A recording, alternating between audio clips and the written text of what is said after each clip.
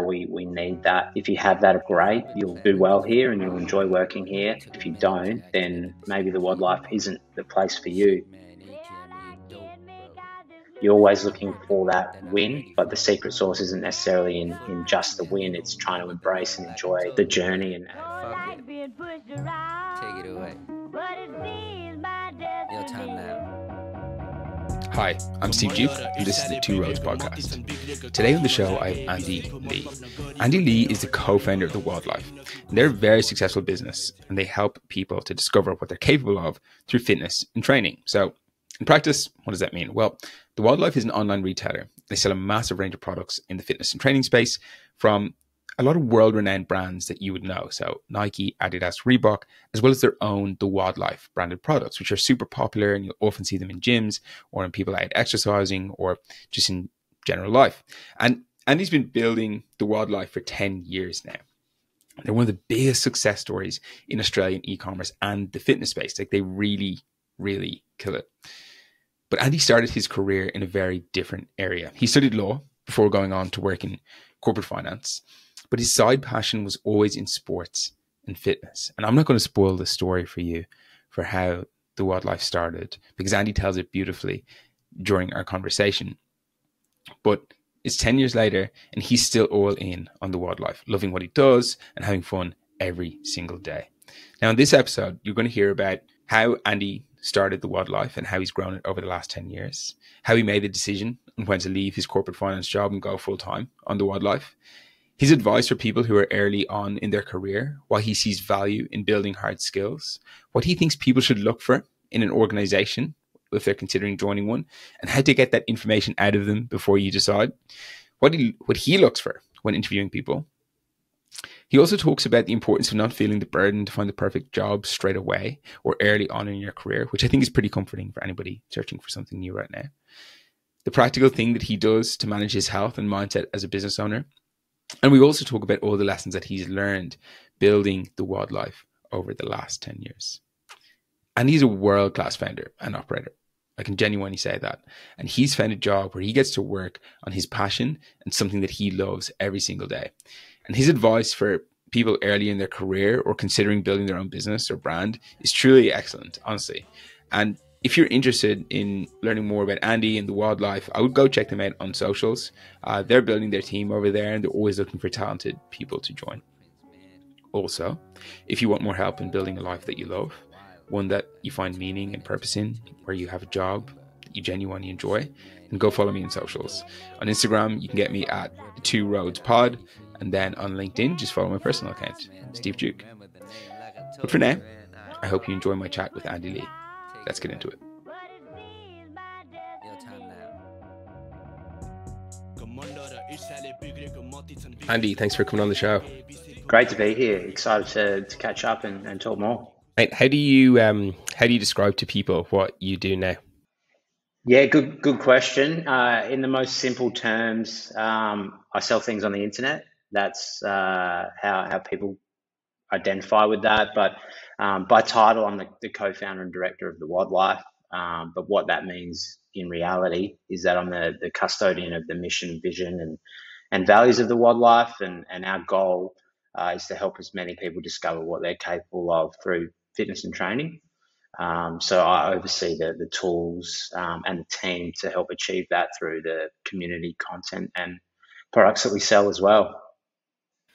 And so, like, a lot of people will probably be aware of the WOD Life, but for those who aren't, what is it that you actually do?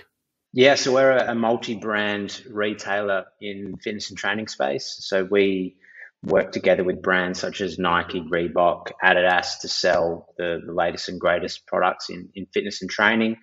And then we also have our own brand in the WOD Life or TWL as it's affectionately known.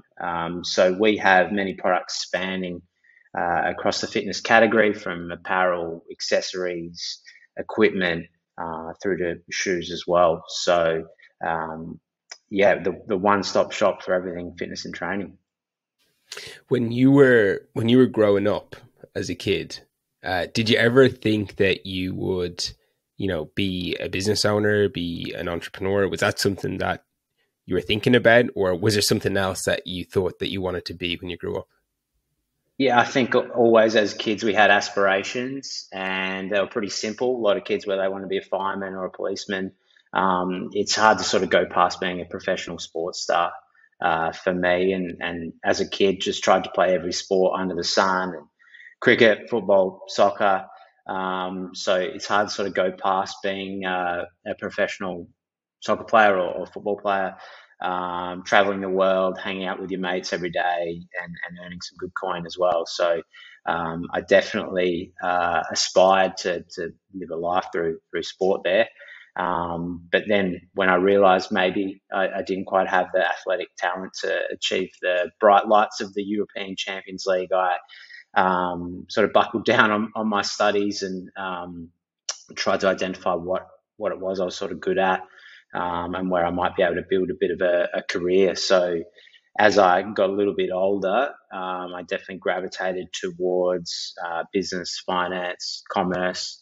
That was sort of similar to a path. My dad had skills in, so I learned a lot from him, and went down that direction. So yeah, whether I wasn't playing in the Premier League or the Champions League, I probably moved towards dreams of working on Wall Street.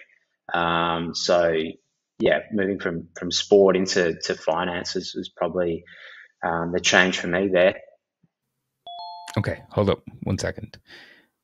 I'm sorry to have to interrupt this episode, but I do want to remind you that if you want more content on how to find a job and a life that you love, you can find it on our socials.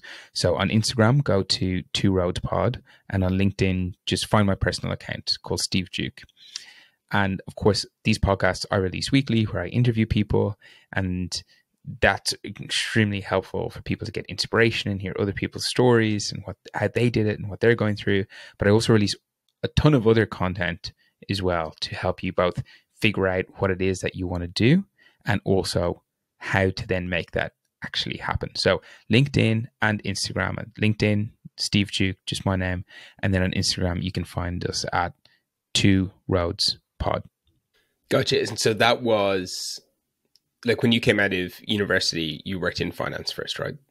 Yeah, that's right. That's right. So probably towards the end of school, they start to say to you, "Hey, what are you going to be doing with your career?"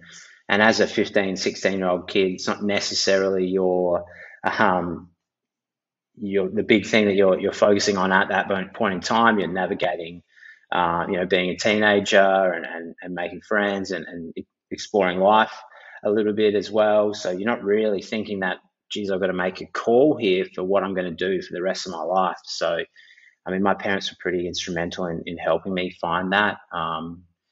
Whether I was doing tests and questionnaires to see what I liked, what I didn't like, what I may be good at, what I might have an aptitude for, and my school was really good as well with career guidance counselling and trying to identify, what I was good at and what I might be leaning into. So that was really cool. I sort of started to move towards accounting, economics, law towards the back end of my schooling, and then was lucky enough to do well enough at school to get into a double degree of law and commerce. So never thought I'd be pursuing a career in the law, but what was always sort of told to me was that, get a skill or a trade or something that's transferable and that you can work in any industry and that won't sort of go out of fashion. So, yeah, dug into a fair few years of university study to try and set me up for a bit of a career there. Do you think that's good advice? That like to have kind of a trade or like a tangible skill? Do you think that like still holds true? Yeah, absolutely. Absolutely. My dad always sort of said, look, in this trade, it doesn't matter what you like.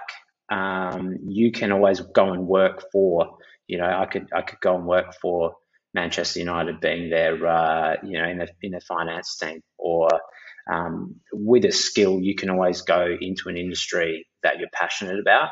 So that was something that sort of rung true to me there. You didn't necessarily have to work in an accounting firm and just count beans all day. You could go and work in any business that you really wanted to. So, yeah, that's always been probably a bit of a safe bet.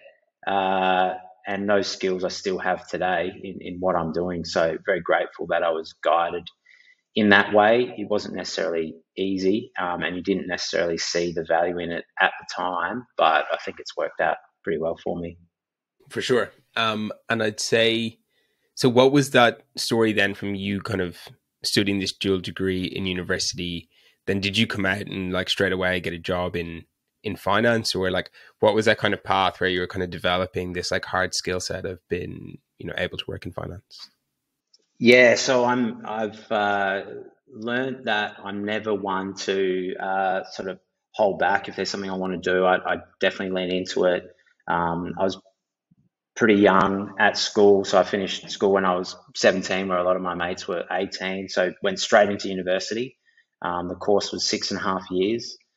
Got through that, and towards the end of my studies, I was lucky enough to get a position with PwC. I had lots of sort of part-time jobs throughout. I always maintained a job, whether it was selling footy records at the AFL, or working at a department store selling $20,000 TVs at the time, when plasmas first came out. Still had a job throughout, which was again something that my parents instilled in me to sort of make your way and to learn skills throughout while you are studying. So basically, towards the end of my degree, lined up a job and then went straight into it. So there was no gap year, there was no finding myself, there was no year of travel to try and see what I'm good at. I was just so determined to get in there and get after it. So that hasn't really stopped. So yeah, there is that sort of pointy end of your studies where you're thinking, okay, what am I going to do with this? And you sort of gravitate towards what you like, what you're good at, and where you could potentially see yourself working. And at that time, being from Adelaide in Australia, the big opportunities were working for these global firms that had tons of opportunity, or at least that was sort of what was sold to you there. So again, getting a really good skill and then working for a strong, branded business that's known globally, so that when people see that on your resume, they go, okay, right, this guy's must be half decent if he's working there. So again, get the skills, then try and work for a business where you can acquire more skills, and that's sort of known, that creates opportunities from you for there. Is that the advice that you would give to like young people who are, say, like coming towards the end of university today? Yeah, look, I think it's a pretty safe bet that it's definitely changed in the many years since I've been finished out of university. But I think that the key thing is that you don't feel the burden of trying to find the perfect job straight out of university. Remember, you're still at the start of your career. Utilize that time as learning, and try and find a job where you can learn the most. Yes, you might not be making the most amount of money, but it's that learning in the early stage which I believe will set you up for future success. So learning as much as you can in a good organization where you sort of believe in the mission of what they're trying to do, and trying to work with as many good people as possible. That's definitely one of the things that I found working at PwC, was the caliber of the people and the level of professionalism and deliverables was very high. So I still keep that in everything that I do. I'll never forget, one of the early jobs I did was just have to write client emails, and they used to print them out and write strike red pen all through my emails. I'm thinking, this is just an email going to a client. Like, why is it so serious? But knowing and understanding that why they did that back then, I think has put me in really good stead. So it's a simple thing like that where you don't necessarily realize it at the time, but yeah, go somewhere where you can learn the most from the best possible people, and then start to get a bit of a feel for the professional environment, and what direction you're sort of gravitating to from there. I really like that as a piece of advice, kind of idea of, you can call it whatever you want, but kind of learn before you earn, because like the value that you get from learning, especially early stages in your career, is just creates so many more opportunities for you a few years down the line. I'm interested. Do you have any ideas for how to assess whether an organization is a good place to learn and whether, you're going to be surrounded by quality people? Because I think one way might be, okay, if they have a globally renowned brand, then that's like a shortcut. So it's a pretty good bet that they're going to be in with good people, but not guaranteed. But I think it can be hard, like when you go through the interview process, so you're only meeting like a couple of people. They're obviously putting their best foot forward. They're going to tell you, promise you the sun, moon, and stars. But like, how can you actually get a sense for, hey, is this somewhere where I'm going to be able to learn a ton? And am I going to be surrounded by good people? Because if you can get both of those things, I agree that the rewards are massive, but it's sometimes hard to actually assess that. For sure. Yeah, it is super tough. And now being on the other side where I've got a business and I'm also trying to hire talent, and it's hard when you are relatively small in terms of headcount compared to these large global organizations. How do you really try and showcase that? So I'm very conscious of that for sure.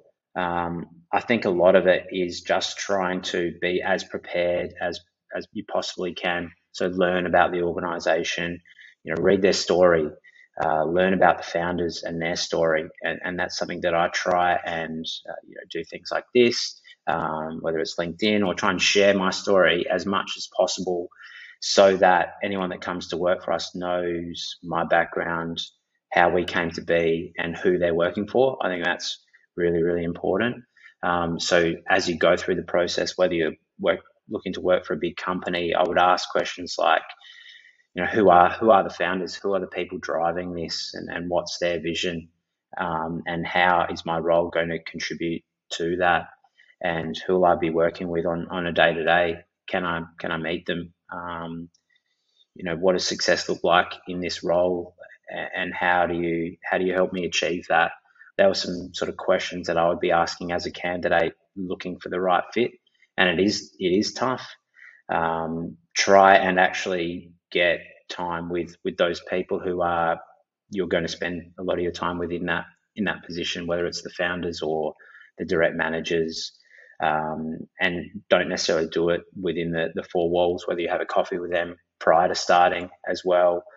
I think they're all sort of valuable things, but it can be challenging as well. I remember taking a job once, and it was a bit of a risk for me. I was moving cities at the time, and the person who hired me, I remember starting day one, and he goes, "Now, I've got some bad news. I've actually taken another job." So I'd invested in this guy and what he was looking to do, but day one, he basically said, I'm going to be moving on. So that was a bit of a curveball for me, in that I thought I'd done all the right things, but I was still obviously confident in the organization, and what my job was going to be. That, it worked out well in the end. But it's not, I understand through the process as well, it's not just about us as a business trying to find the right candidate. It's also about the candidate learning about us, and I try and do the best possible job there, so that they feel like they know what they're coming into and what it looks like. It's always difficult, but doing some research, getting to know the people, and sort of peeling back the curtain a little bit to learn a bit more, I think is super important when you're going for any job or looking for your next move. Yeah, I completely agree. And I especially like that advice about trying to meet as many people, spend time with them, but trying to do it, outside of the four walls, or outside of like a kind of interview style format, because I think you just get to know people a lot better. Like if you have a coffee with them, if you have a beer with them, have lunch with them, they kind of, they're more likely to actually behave like they will be when you're actually working with them, as opposed to if you're sitting across the desk from them in an interview. Like it's a bit of a kind of unreal situation, I guess. And they're very good. Like people, even with the best intentions, like they're trying to sell you, right? If they want to hire you, like they're trying to sell you on it. Absolutely. They're on their best behavior. Exactly. And they're going to tell you like what you want to hear. Right. Okay. So I want to, like, I've heard you on podcasts, like talk about the story of like starting, the WOD Life. And I think it's a really cool story because, correct me if I'm wrong, but it wasn't that you you sat down and you had this massive vision from day one and you're like, okay, this is I want to build this massive brand that does all these things. It actually came from more like solving a personal need, right? Where you wanted to, but there was these skipping ropes, right, that you wanted to have, and you couldn't get them. So you're like, right, I'm going to order in a bunch of them, sell them to my mates in the gym. And then it kind of like snowballed from there. Is that kind of, I'm butchering the story. I don't tell it as good as you. No, you've done your research there, Stephen. That's good. Yeah, so happy to share, and it's quite ironic the fact that I come from a business, finance, commerce, legal background, and me starting a business, I had no business plan, nothing that was specifically structured. So there's probably something in that, but yeah, it was never the idea that this was supposed to be a business. It was never supposed to be that in 2023. I'm crossing over into the 10th year of business. So it was never meant to be this way. And it really just evolved from, as you said, that personal need. And it was more passion than anything. At the time, I was working out. I was at a CrossFit gym in Melbourne. And one of the things that I wanted to help with my workouts was this super fast jump rope. You're trying to set the fastest times and beat all your mates in the gym as well. So myself and my co-founder Ben, who was an old school friend of mine, we still sort of connected over fitness and training as I'd go back to the hometown of Adelaide, and we both wanted this jump rope. So reached out to the company. They were based in the US. They wouldn't ship to Australia. They didn't really have a sophisticated e-commerce set up back then in 2013. So reached out to them, trying to get one. Look, can you send it to Australia? No, I can't. Okay, well, what do I need to do to get access to this? I really, really want it. And they said, well, you have to set up a wholesale account. You have to set up as a business, and then we'll ship them to you. Oh, okay, right. That's let me come back to you there. How much is that going to, how many do I need to buy? I think it was 30 or 50 ropes. So went back, talked about it with Ben, my co-founder, and we sort of said, yeah, let's do it. So I think we sort of threw $500 in each for about $1,000, and claimed we had a business, and basically just bought the ropes, got them at home. I was working in a corporate finance job at the time, and Ben was in a professional job back in Adelaide as well. So we basically split the ropes 50-50, sold them to our friends at the gym. We got a rope out of it as well. I think we didn't have to pay because we just covered our costs there, and sort of high-fived, and everyone thought that we were legends in the gym because they got access to this product that no one else had access to. We thought we were going to get faster, but then everyone else got faster in their workouts as well. So yeah, we just sort of went on our way there and didn't think too much of it. But pretty soon after, people were loving their ropes, and they were, well, what else can you get? What else can you get? We were sort of like the gatekeepers in the gym there, of just trying to access cool gear from overseas, and what people weren't able to get locally. So yeah, it all spawned from there. And as I said, there was never a laid out business plan. There was never, an equity raise. There was never a 5-10 year goal. We didn't step that all through. We didn't have meetings about what was going to happen and what my role was going to be and what Ben's role was going to be. We were just two guys passionate about this. People were asking us for stuff. So we just formalized that. Wasn't a partnership agreement or anything. I just asked my mate, who was a branch manager at a local bank, can you set up an account for us? It was under my name as a sole trader, so didn't even think that through, despite my knowledge of legal structures and the benefits of a partnership and a company structure, and didn't even think about it. Just went ahead. So yeah, it just started from a passion. It started from a need, and just built from there. And at no point did we ever sort of fathom that it would be what it is today, and the journey that we would have gone through. So leaning into that passion, it's quite interesting what might come of it down the line. And how big is it today? What's the best way to get a sense of scale of the brand? Yeah, I mean, the team is probably one good measure of that.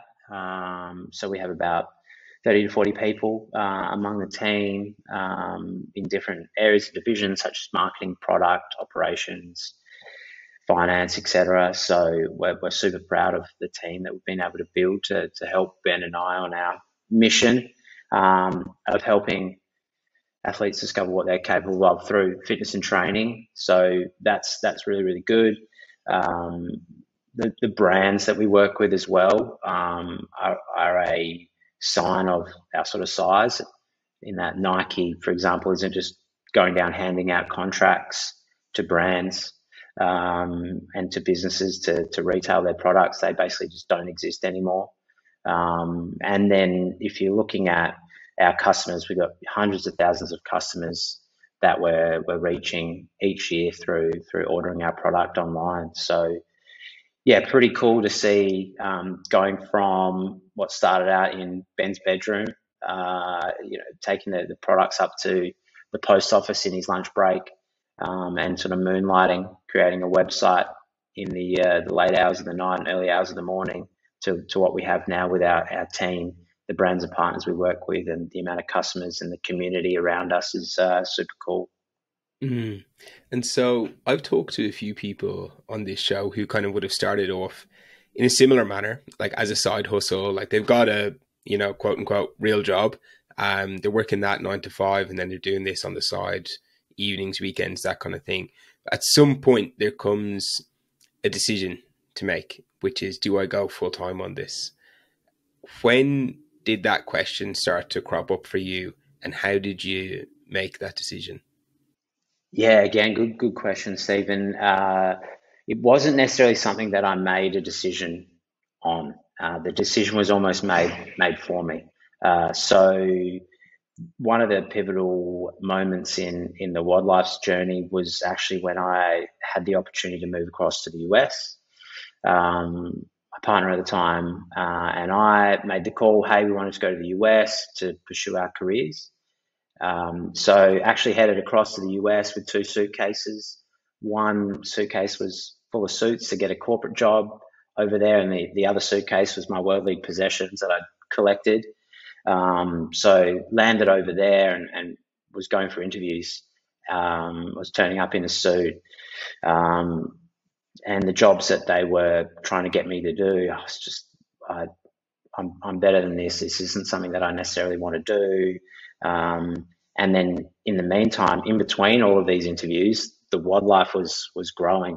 I was spending time building the brand, building the business, doing everything from customer service to setting up products.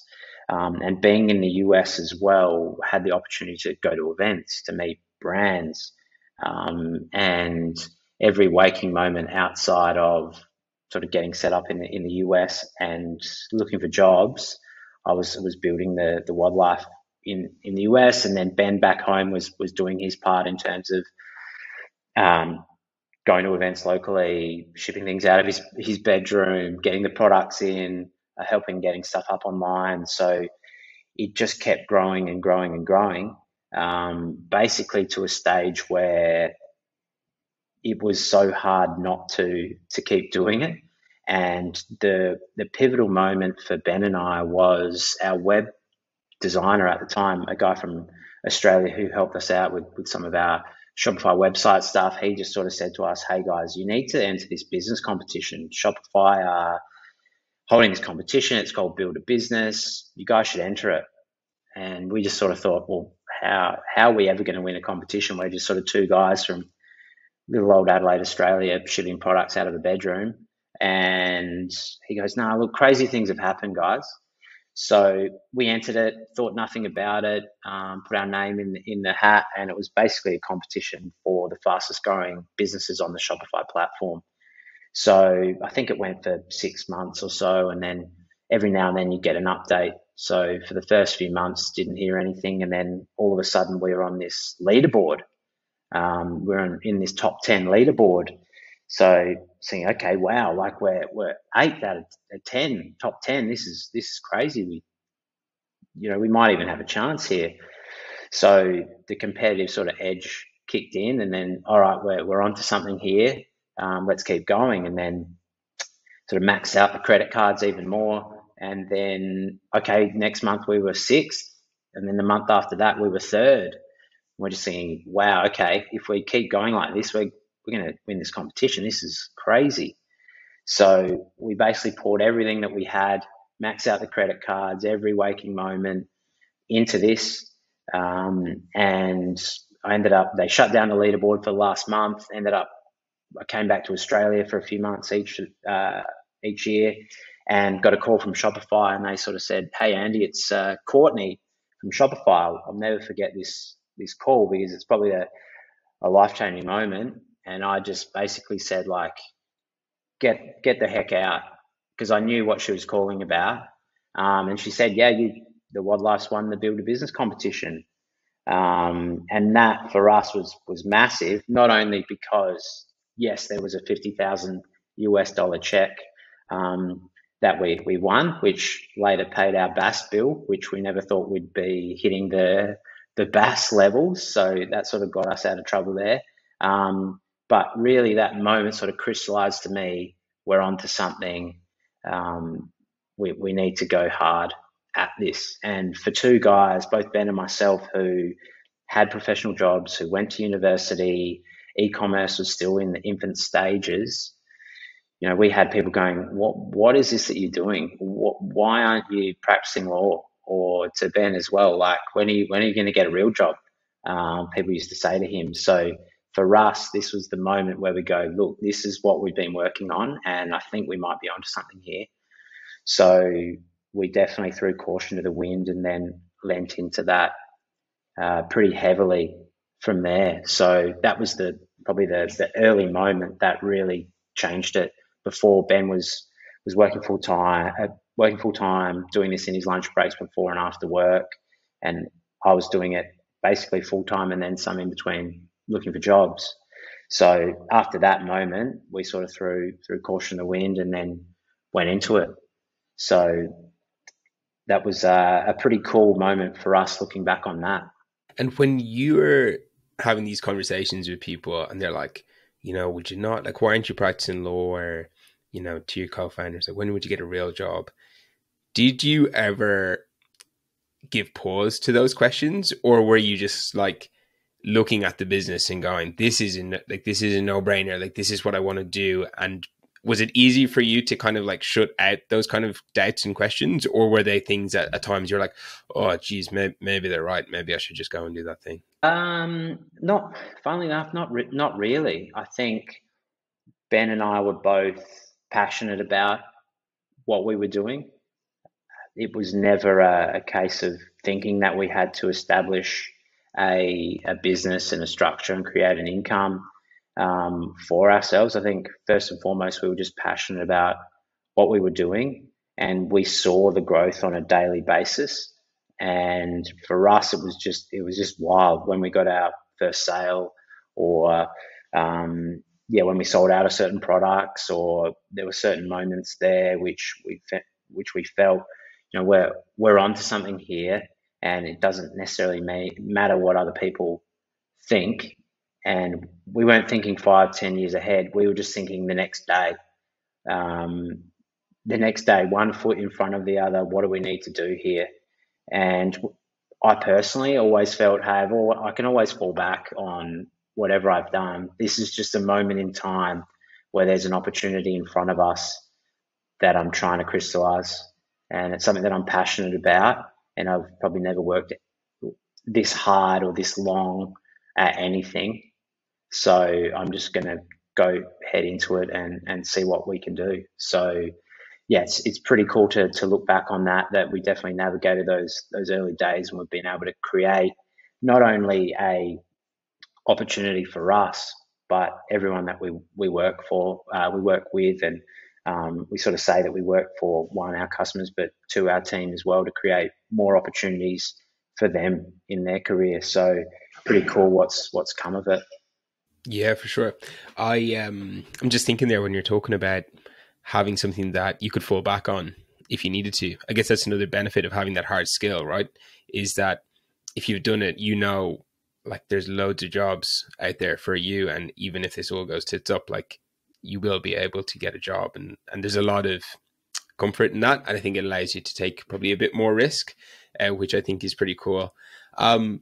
So I would imagine that your job, like what your day to day looks like, has changed massively over those 10 years, right? If you start off, it's super tactical, it's day to day. You're just trying to get orders out. And now I imagine it's quite different.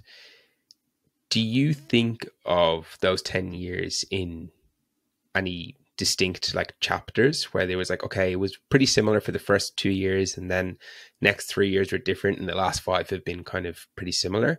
Like, can you chunk it up into chapters like that, or is it just more so one big continuum where it gets a little bit different every day, and then you look back 10 years later and you're like, wow, what I'm doing is just completely different to what I was doing right at the start? Yeah, I think for some people, yes, there might be different phases of business. It's definitely been a roller coaster over 10 years. Has my role changed? Yes and no. There's still an element of the day-to-day in there, and myself and Ben are still actively involved as founders in the business, sort of first one in, last one out every day, and we're working on it every waking moment. We definitely haven't lost that passion and the drive to keep the vision moving forward. So even though we have sort of 10 years on the CV, we're still sort of day one type guys, roll our sleeve up. Ben's still on the stand there at events, serving customers, and we're still in there, whether it's designing product or speaking with brands and partners. It still has that feel of the day one. And I don't think we ever necessarily want to lose that, because that's something that we're passionate about and we love. Of course, the size of things that you work on changes, and we, of course, have to craft the vision for the future, whether that's 6 months, 12 months, 5 years, or 10 years. We're working a lot on that, and it's less about maybe us getting the order in and packing it and slapping the shipping label off to the customer, but it's about getting the right people in and making sure they have the tools to succeed, and coaching and leading them as best we can, and then continue to try and make the best possible experience for our customers and for our community. So it's still pretty similar to day one. The business does go through phases. We've sort of been bootstrapped from day one, so we still have that mindset and that mentality within the business. But whether it's those sort of early days where it's just Ben and I working on things, when we got our first employee there to help us pack some orders, and she took the product up to the local post office. Then we were lucky enough to graduate into a room at a friend's gym. So it's almost like the physical representation of the business is a different phase, and it sort of shows the growth there as well. So going from a bedroom to a room at a gym, to our first warehouse, to 2 warehouses in the same block, to the warehouse we're in now, they're all different phases. And the people that are with us during those phases as well, we're lucky enough to have still some people from the early days with us, which is awesome. I know being in the US as well was big, and able to create partnerships with many brands that we're still with today, and then getting new brands on when we sign contracts with Nike or Reebok or big international brands. They're massive moments for us, and yeah, they're big at the time, but looking back on that and the change that our business goes through, there's some pretty amazing moments for us. But it's really sort of defined by the team, and we're sort of nothing without them, and we're pretty humbled what we've been able to achieve with them, and they really sort of define the phases or the stages that we go through. Yeah, right. There might be people, I'm sure there's people who are listening to this, who would think that they might love to have a job like you, right? To have founded their own brand, whether it's e-commerce or something, perhaps a bit different. But I think like a big thing about trying to figure out what career or path you want to go down is not just like the big vision or the title or whatever else, but it's like, what does the day to day look like? Because ultimately that's where you're going to spend your time. So I'd love to get a sense of what your day looks like. And not just necessarily the work day, because I think it's, you know, a big question for people is like the lifestyle that they're able to sustain, not just what they're going to be doing when they're actually at work. Because there's a big difference whether you're working 9 to 5 or, you know, 7 to 7. So I'd love to get your sense of what does a typical day look like for you? Can you kind of walk me through that in kind of as much detail as possible so that people can get a sense like, right, if I was to go down this path and it all worked out and I got to a place like where Andy is, this is what my life would look like.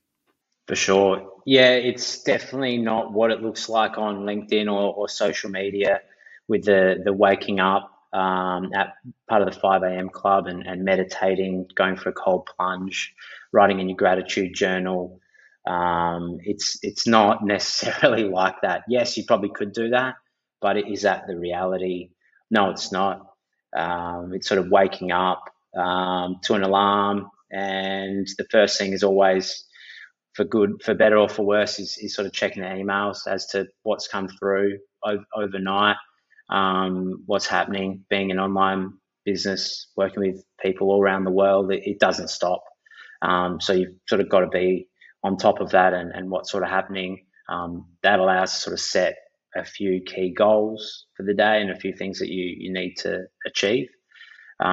So I like to actually, one thing I've started doing in the past sort of year is getting up and getting a coffee and going for a walk in the morning. So that, and that's with, originally I would listen to a podcast or listen to an audio book, but what I found was that it's actually the best opportunity for me not to listen to anything, just to sort of be with my thoughts and help me catalog what's going on in my head, what I need to achieve, and sort of solve problems. Running's always really good for that as well. But in the morning, just a nice strong long back coffee, hopefully some sunshine, and an hour sort of with myself before getting into the office there. I always find that that's very, very valuable, and you can sort of have a misstep there and just going straight into work straight away. But I feel like that really sets the intention for the day, gives me clarity and gratitude as well. So one thing probably note is that when you have your own business, you kind of set the dress code. So I always thought I'd wear a suit to work for the rest of my life, but now it's basically only special occasions and, you know, the weddings of the world. So that's one benefit of being a founder. I actually get to wear what I want to wear, which is a perk. But sort of getting into the office there, lucky enough to have an office and sort of run through the daily metrics, check the sales, what are the metrics looking like, how are we tracking? It's those daily goals that stack up to bigger goals as well.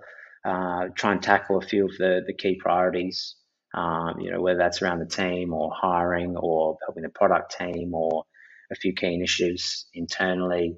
Trying to knock over a few of those things in the day as well. So yeah, look, not every day is the same, but it is the same in the sense that I'm a big believer in routine and following patterns to compound and to achieve results. Definitely in e-commerce, it's not all hockey stick growth. It's just that pressure over time.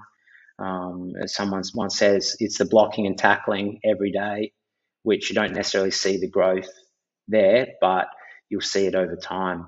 So yeah, the day, as a founder, you find yourself in lots of meetings, probably limited amount of time to be able to work on things outside of that. It's helping the team and driving the business forward. There, where I do get my own time, might be later in the day, before or after work, to really work on those bigger projects. You know, when the team's gone and the office is a bit quieter, that's sort of an opportunity for that. And then at the end of the day. Do you just work all the time? Like, are you like flat out pretty much? Yeah, it's nonstop. It's definitely relentless. So it's how do I, balance that out as well? Obviously, fitness and training is a big part of my life, and I love to train of an evening, sort of empty the batteries there a little bit for the day. It's a good way to sort of finish. I know a lot of people love to train in the morning. It energizes them. I prefer to go for a walk in the morning, and then train at night, so that by the evening, I feel like I've done everything I possibly can to help my team, to help the business, to help myself as well. So more of an evening trainer there, and then I sort of get to sit down to dinner with my partner, which is enjoyable as well. I've noticed you talk like a lot about your team and helping them to do their work and giving them credit for kind of a lot of the stuff that the WOD Life has achieved. Like, where does all that come from? Yeah, I think whether it's initially with sports, a lot of businesses will talk about being a family, and Ben and I always think that's pretty cheesy, but our analogy, for better or for worse, is quite often around a sports team, um, and that mentality there, in that we have a goal that we're looking to achieve, which is winning the premiership or the championship, and what that looks like. We train in terms of crafting our skills, testing things, learning from that, and then we go out and perform on game day, whether that's a sale or a product launch or a partnership or an event. So,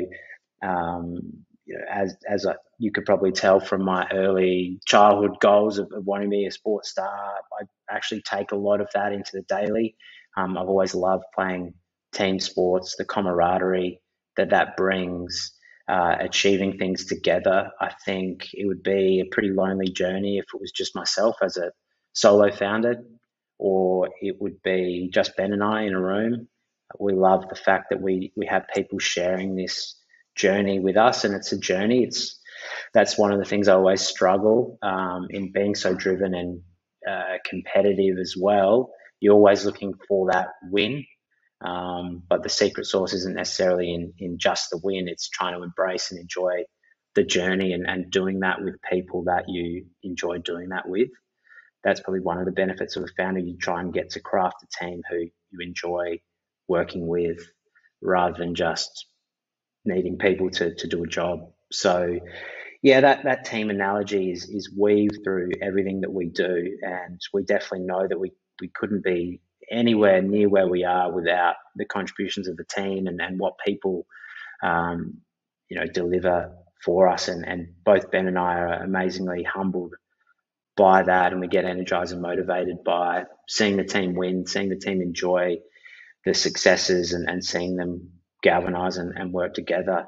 So we believe that that's really our job as founders, isn't to get in there and to do the work. It's to try and find the right people to join the team, try and give them the tools and the guidance, and then let them run at it. So yeah, sporting analogies I think always work pretty well, whether certain people resonate with them or not. But that's one that sort of sticks with both Ben and I through our journey.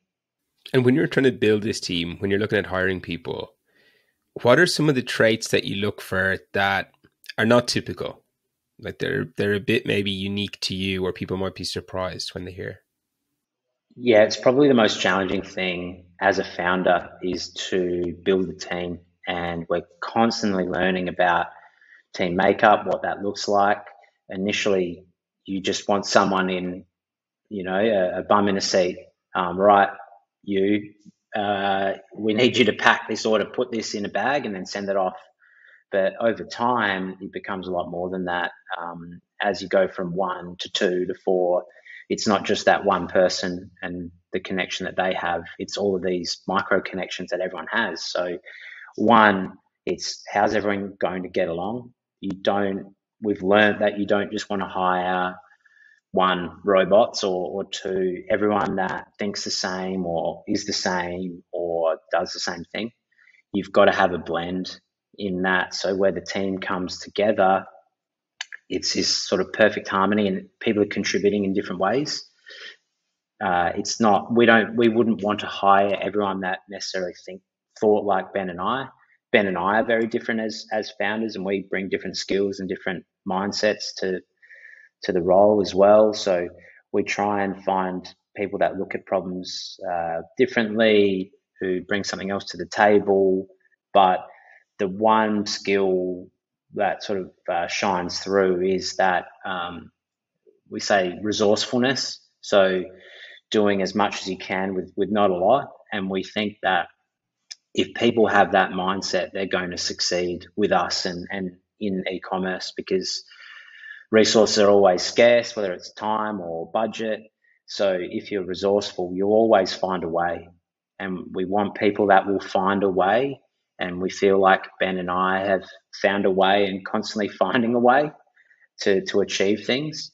So resourcefulness is probably the biggest trait that we look for. And yeah, it's hard to necessarily have that if you're starting your career in marketing, or you're doing maybe a process-driven job. But that's a skill over and above everything else that we try and look for within all the team members, because then we know that they'll succeed and they'll enjoy what they're doing as well.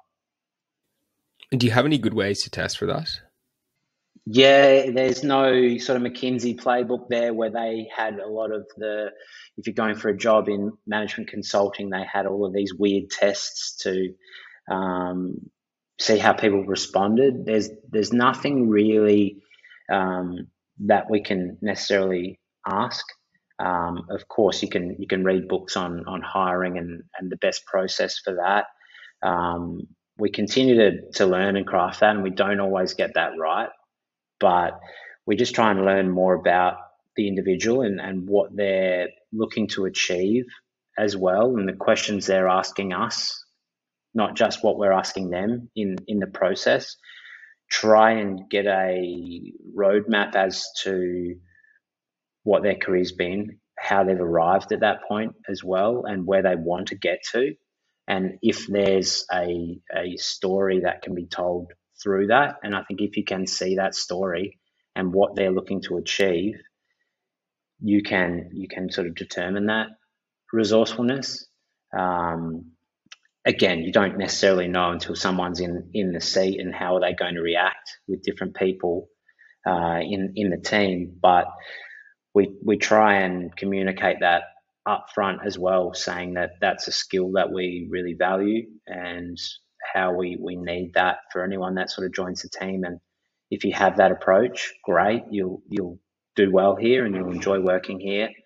If you don't, then that's okay. Maybe the WOD Life isn't necessarily the place for you. So it's a tough thing to hire for, because it's really just how you see someone react under pressure is whether they're resourceful or not. But getting to know them, their journey, where they've been, what they're looking to do, where they're looking to go, and how we can help facilitate that.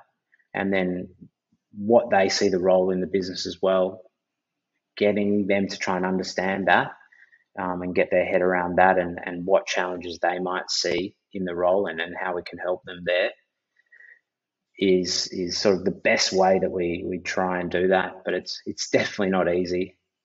I've got this question, which is a bit off topic, but it's been on my mind for a while to ask you.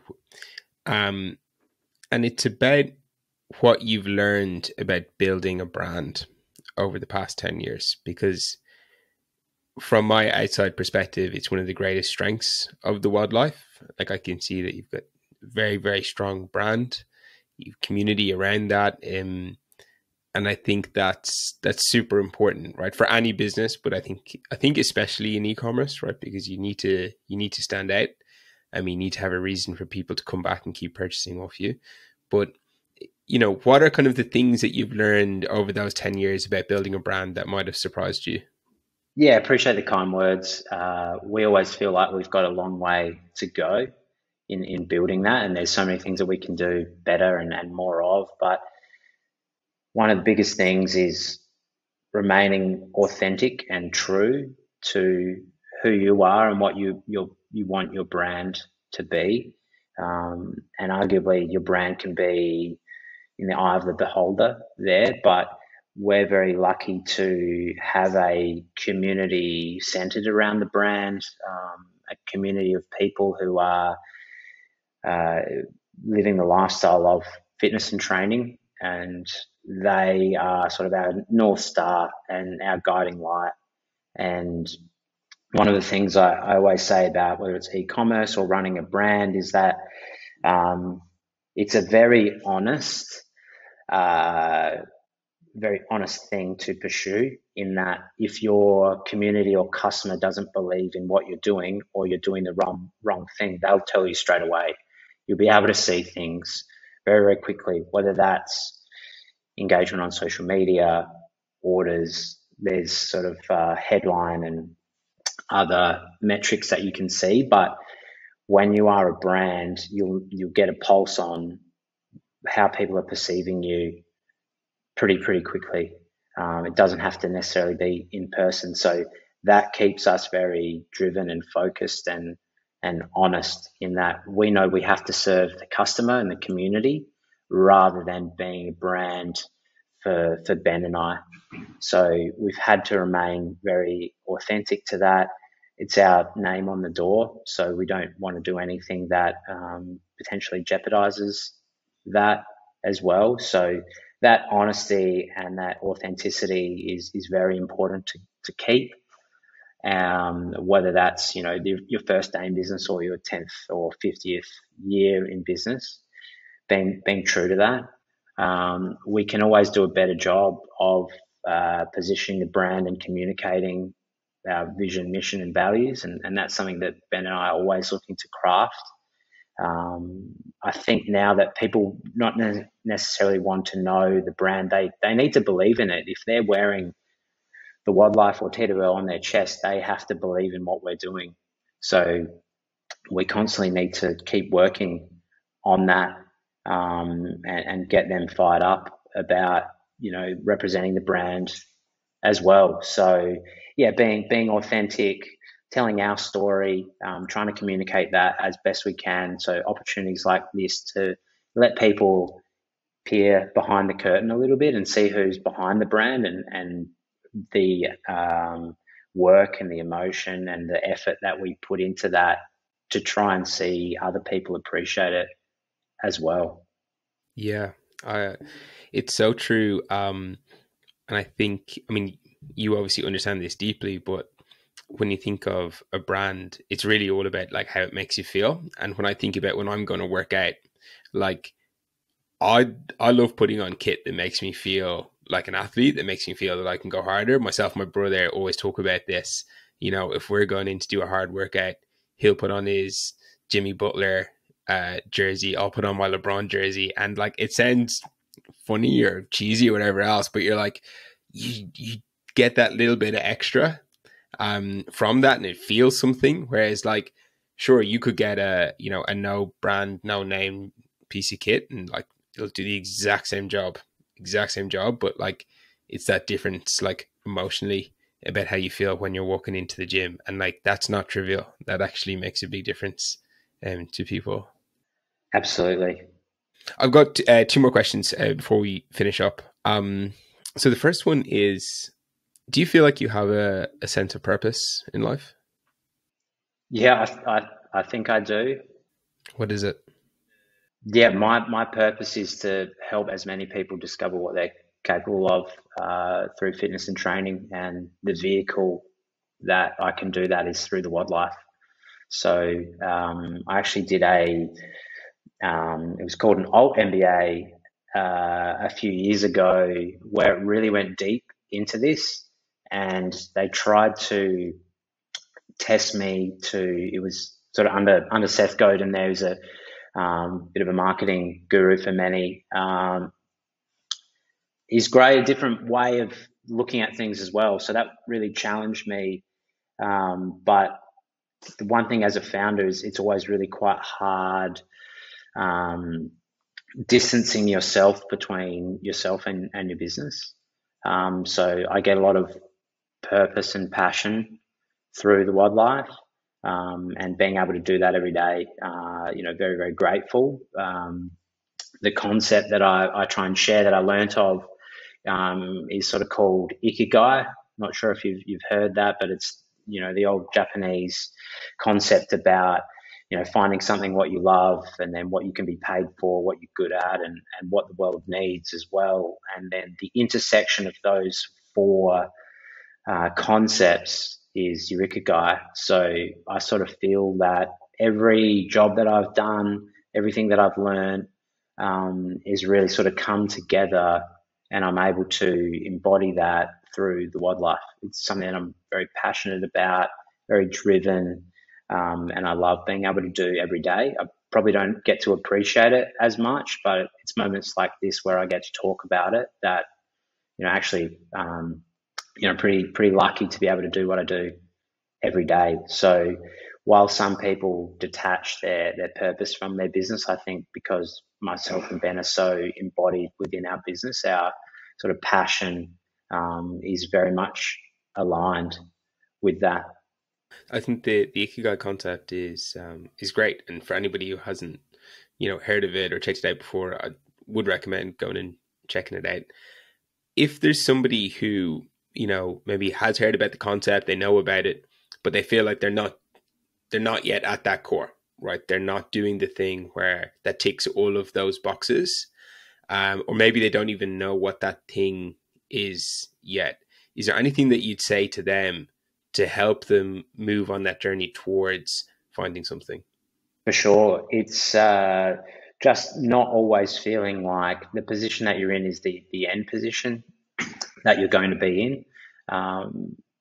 Some people look at jobs as a means to an end, or an end to a means. But maybe if you don't feel like you're in the perfect job or career for you, it's trying to surround yourself with other things that you're passionate about as well, and seeking for fulfillment. You don't necessarily have to be super passionate about your job. You can still do it to a professional level, but you can seek passion in other areas, which gives you fulfillment. That would be my sort of first recommendation. And that's through sort of discovery as well.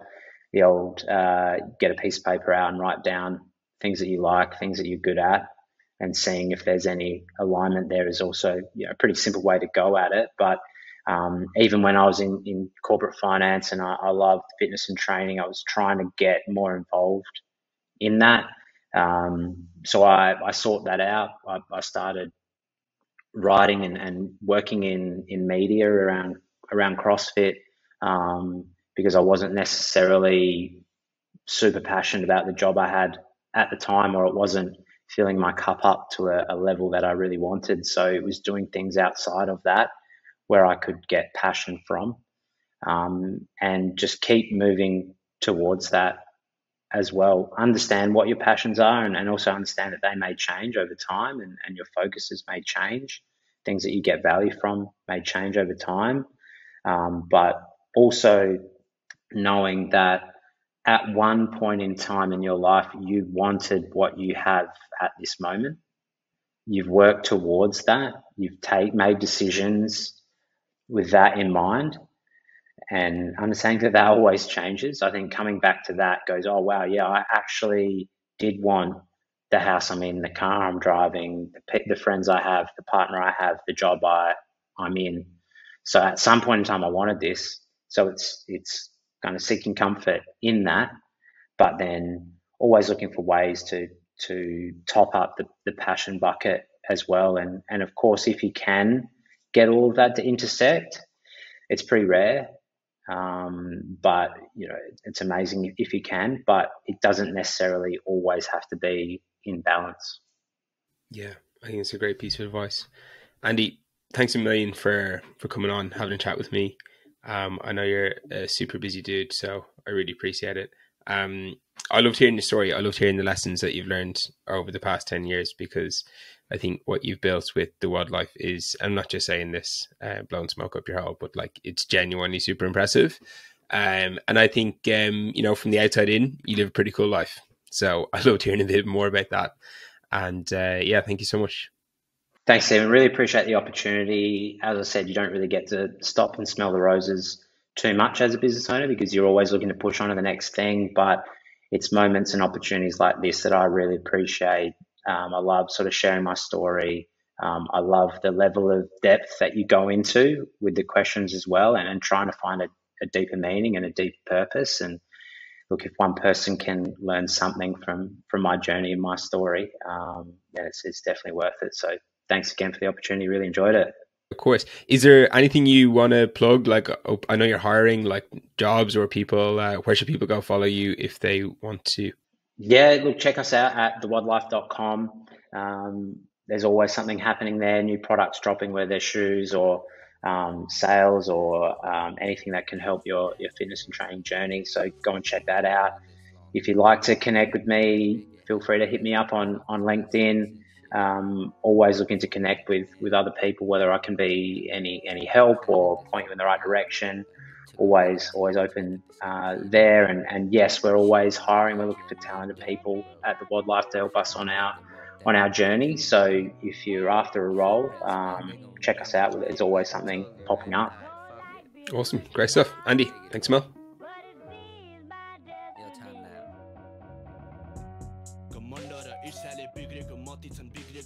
So I hope you enjoyed that chat that I just had with Andy Lee. I hope that you maybe learned something from it, or that it motivated you or inspired you. I know there's a lot of people who are interested in having their own brand, whether that be, you know, an e-commerce brand or just their own business in general. And I think to hear from a guy who's been doing this for 10 years and the lessons that he's learned both on the business side but on the personal side as well, in terms of how to manage yourself and how to kind of go through those different chapters of that business, from, you know, starting it off to deciding to go full time to scaling it, I think is very, very helpful. And this guy's like a serious operator. So to hear from somebody like that is pretty cool. If you want more content like this, if you want a bit more help on figuring out what it is that you want to do, maybe you're changing jobs or you've got like some big life decisions that you're thinking about, go check me out on socials, because I have like clips from this podcast where I kind of summarize some of the key things that myself or the guests talk about. But then I also have extra content that doesn't show up on the podcast. So that's whether it's written or in video format, whatever. So on LinkedIn, just get me on my personal account. That's Steve Duke. And then on Instagram, you can get me at 2 Roads Pod. That's TWO Roads Pod. Apart from that, I will see you next week for episode 21 of the 2 Roads podcast.